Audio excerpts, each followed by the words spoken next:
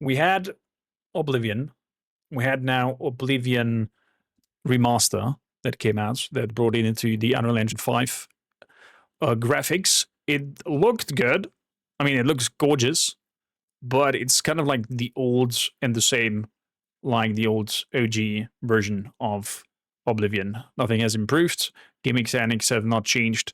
Nothing has really been reworked other than a visual update, and it still has the old jank and bugs available as well. In my opinion, this project here will surpass both titles, the original Oblivion and the remaster. At least that's my bold statement to it. From what I've seen so far, it looks gorgeous. The project is called Skyblivion. They use the Skyrim engine to remake, remake Oblivion, because remaster is just a graphical upgrade. And they have handcrafted all the planes, all the units, all the surfaces, armor, quests, you name it.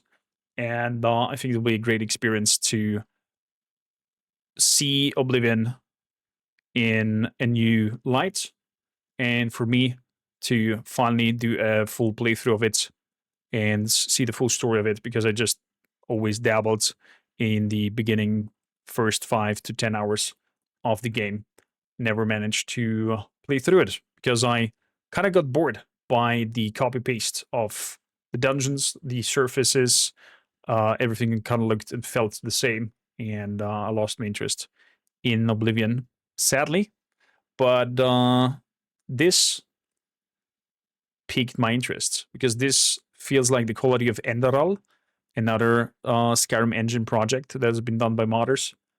And yeah, I think with Skyblivion, I'll be finally joining the ranks of those who have played Oblivion start to bottom and experienced the whole spiel together. If you're down for that, definitely give us a follow, or if you're watching this on YouTube, a subscription to join for a full playthrough when Skyblivion is out. Let's have a look at the new dev diary and what is new. Welcome together to the 6th episode of the Skyblivion development diary. I mean, look at this. This is gorgeous. It is safe to say that much has transpired since our last update. The remaster did upgrade the leveling system. I think it did just break it even more. Including the release of the official Oblivion Remaster, no less. But rest assured, we continue to diligently strive towards completion of our Oblivion Remake in Skyrim's engine. One of the most common questions we've received lately is, what is the point of Skyblivion if the official remaster is already released? Well, the answer is simple. Good point. Skyblivion is a full-scale remake that... Yeah, there we see. The other one was a remaster, this is a remake. And now just gasp in the glory. Reimagines Oblivion from the ground up, bringing it in line with modern RPG standards.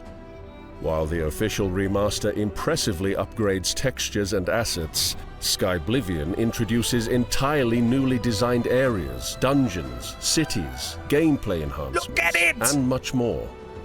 Every fort, home, cave, and landscape has been thoughtfully redesigned. And we've infused this sort of creative detail to breathe new life into a beloved classic, one that's nearly 2 decades old. While we aren't in a position to provide an exact release date just yet, we remain confident we'll meet our goal to launch this year. We hope that this series will show you how far one of the most ambitious modding projects of our generation has come, and where we are headed. Welcome to the making of Skyblivion! Oh, I got goosebumps.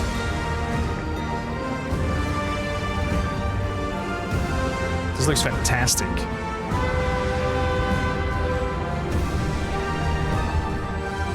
Type in 1 in chat if you are excited for a full playthrough of this.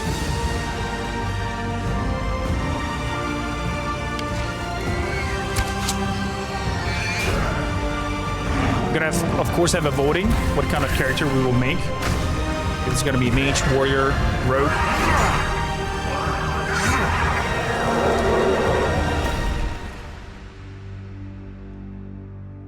I'll be open to suggestions, of While course, as well. progress has been steady, we are always looking for more volunteers to help us finish the project and get it into your hands as soon as possible. In 3D We building? are especially interested in modders with experience in scripting, quests, editing records, perks, NPCs or level design, or 3D artists with experience of creating clothing or plants. There we go. Get in touch. If you Get in have touch. experience in any of these fields, or other skills that might be of use, feel free to apply at www.skyblivion.com/volunteer. I will definitely put also the link in the description down below for anybody who's skillful or thinks you can help in the project. Please consider joining us in the final stages of our epic quest to remake Oblivion. We begin our showcase in the lush, vibrant expanses of the Gold Coast. Located along the western edge of Cyrodiil, the region distinguishes itself from the rest of the province with its amber grasslands, sandy shores, and arid cliffs. The warm climate of the Gold Coast nurtures unique flora and fauna, including cypress trees, aloe plants, goldenrod, and mandrake, all of which dot the region. Additionally, locals warn of mountain lions prowling the wilds.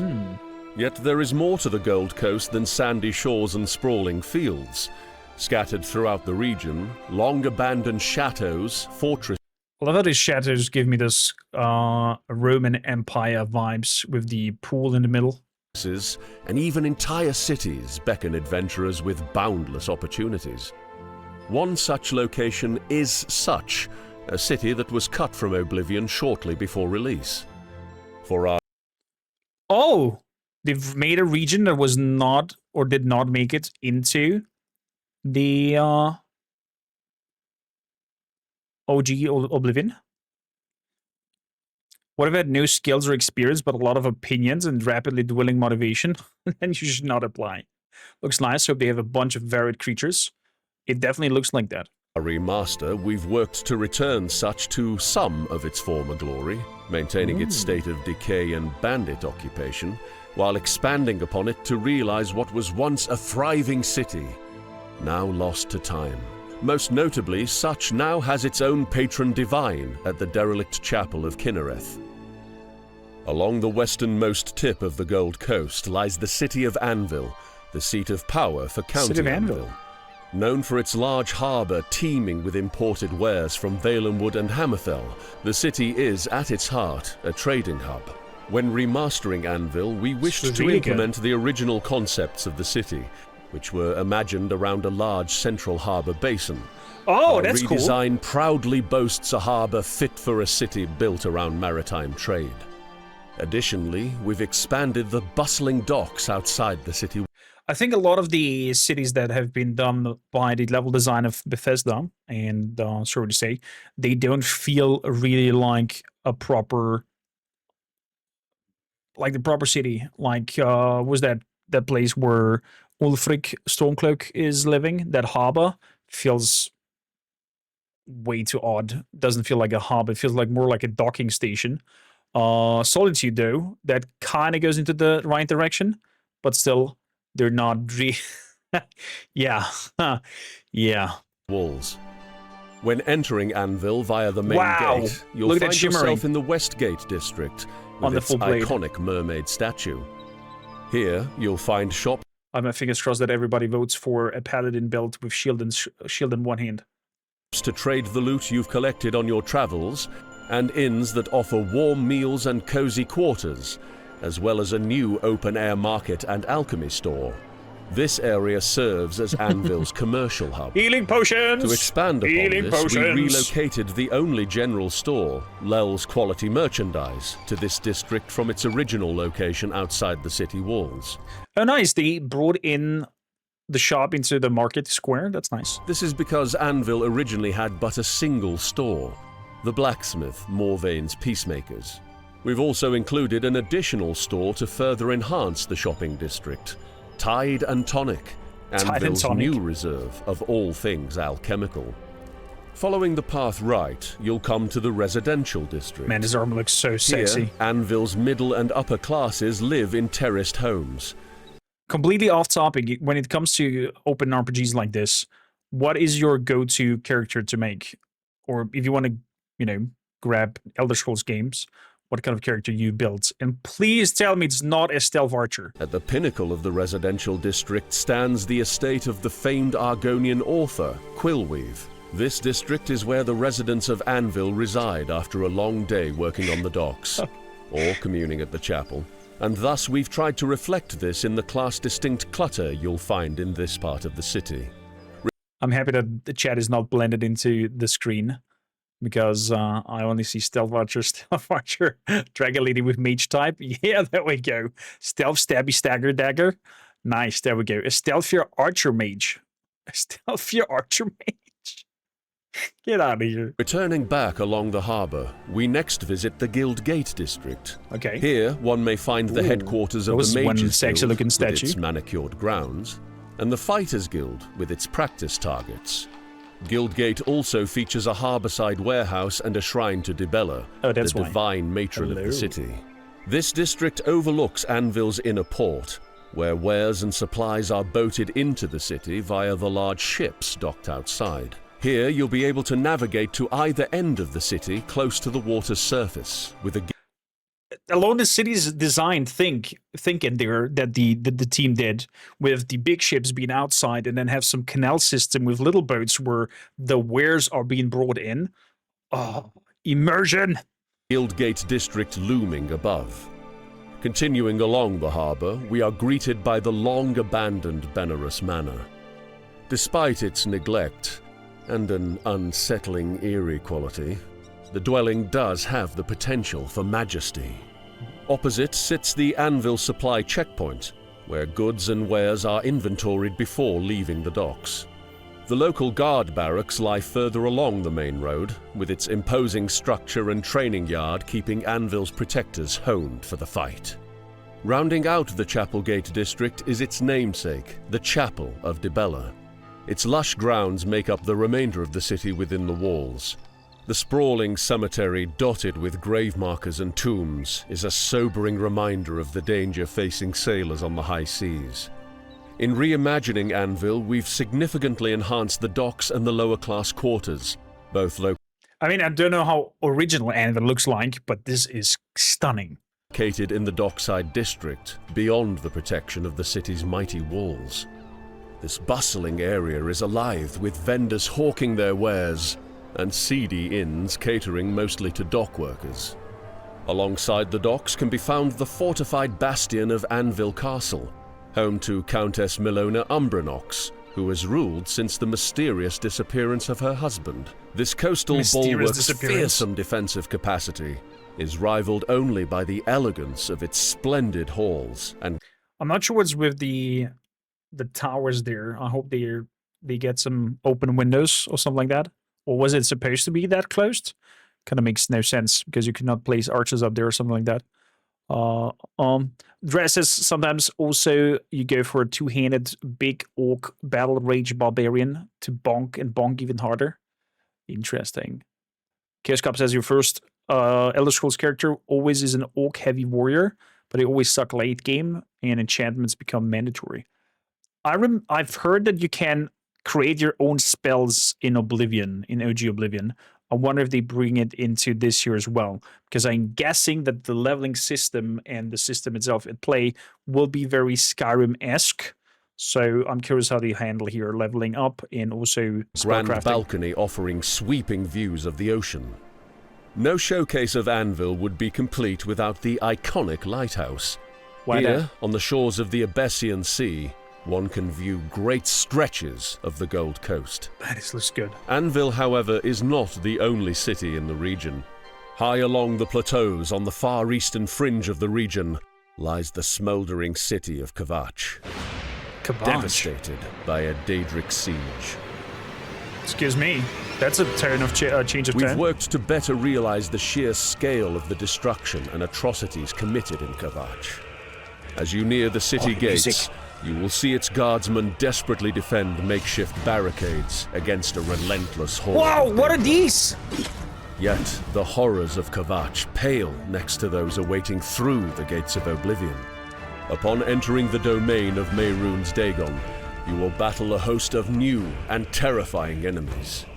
From lowly scamps and clanfear to the nightmarish Daedroth, Spider Daedra, Atronax, and Zivali. Spider Mommy! Are all that stands between them and the people of Cyrodiil. You're curious about the UI and quality of life? I am pretty sure that you're gonna use Sky UI to have a proper inventory system with filters, as it should be in all of Elder Scrolls games. Please, Bethesda, Elder Scrolls 6 should get a proper inventory spiel. And talk to the modders of Elder Scrolls UI or Sky UI, whatever they're called.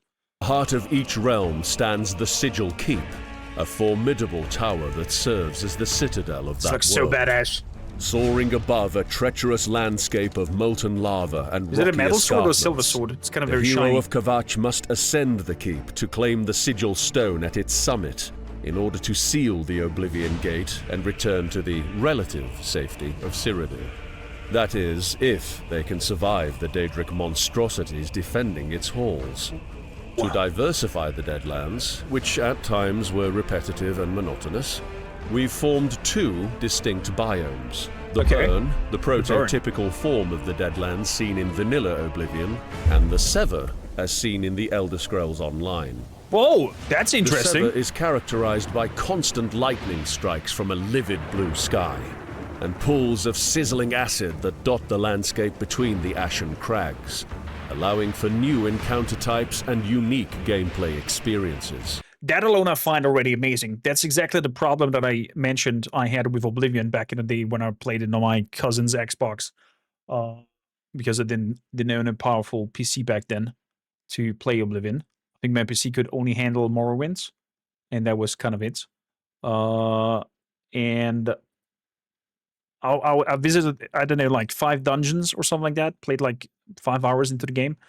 I was eager to find out more because I loved the whole exploration, but then it kind of like dropped down drastically as everything just felt copy pasted. And this alone, bringing variety to the biomes through the portals, sounds amazing already. Lastly, to further minimize the repetition of the Deadlands, we've expanded the pool of randomly selectable worlds from Oblivion's original 7 to 11. These new realms complement the 4 constant worlds tied to the main questline. If time permits before release, we hope to rework as many of them as possible to allow for greater variety when the player enters an Oblivion Gate. Nice. Mehrunes Dagon's Deadlands are but one of the many unique Oblivion realms you'll encounter in Skyblivion.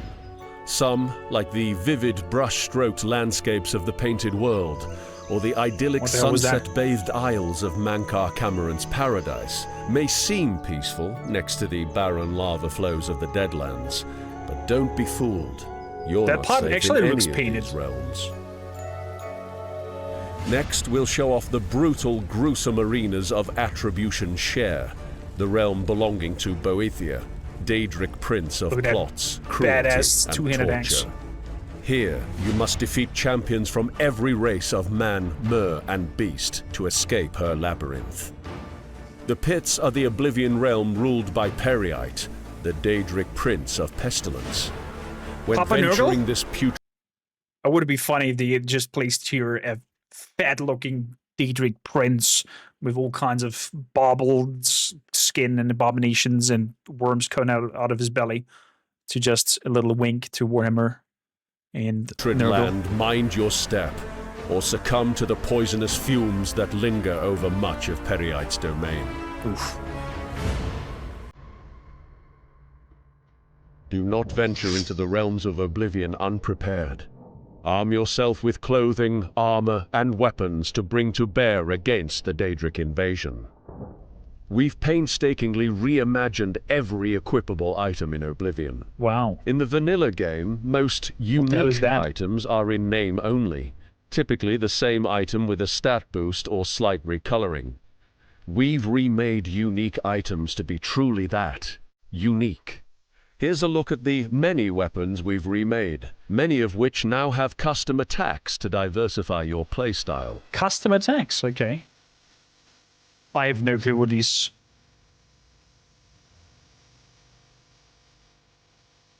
dagger of discipline, what these items are. So, but look good. Ebony blade, nice katana. The Warberjack is in here as well. Umbra. Spell of corruption. Enjoy a glimpse at some of the armors you can expect to don in Skyblivion. Beyond crafting each piece from the ground up, we've tailored them to accommodate the beast races, so that tails, ears, horns, and the shape of helmets themselves are taken into account. That is a cool feature. But our efforts extend beyond weapons and armor. We've also reimagined the clothing and jewelry of Cyrodiil.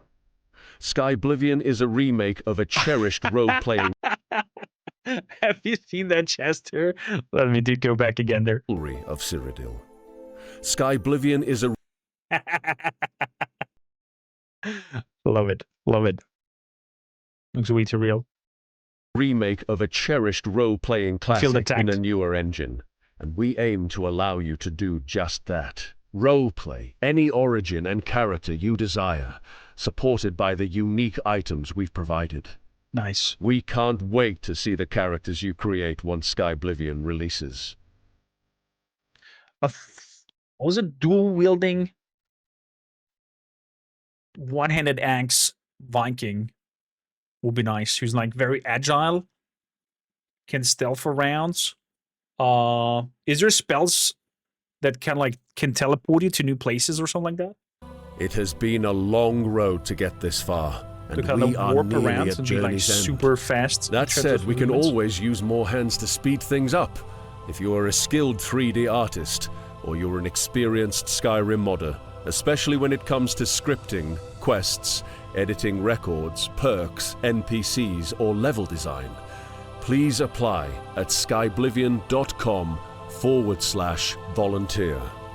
Our developer diary series also nears the end, at least until work begins on the DLC after release. We are particularly excited to reveal the Imperial City in our next diary, which we've been working on behind. DLC?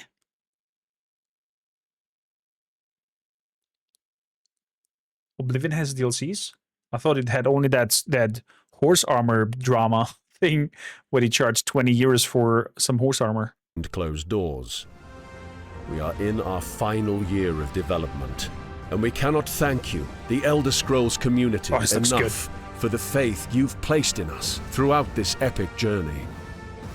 We're excited to show off more soon and get Skyblivion into your hands, but we've still got work to do in finalizing key areas and giving Skyblivion proper quality and assurance to make sure we all get the game that fans deserve.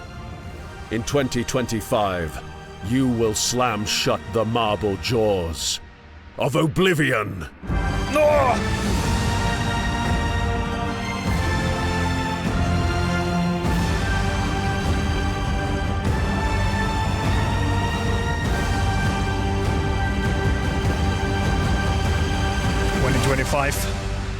Well, as I mentioned, if you are down for this journey, definitely make sure that you're part of this channel. We're going to go deep dive into that when it comes out. And yeah, definitely going to have voting in our Discord, I guess, and maybe publicly as well, to see what kind of character we or you guys want to see. And I'm going to go deep into the adventures of Oblivion and see this reimagined world and redone world. I'm excited.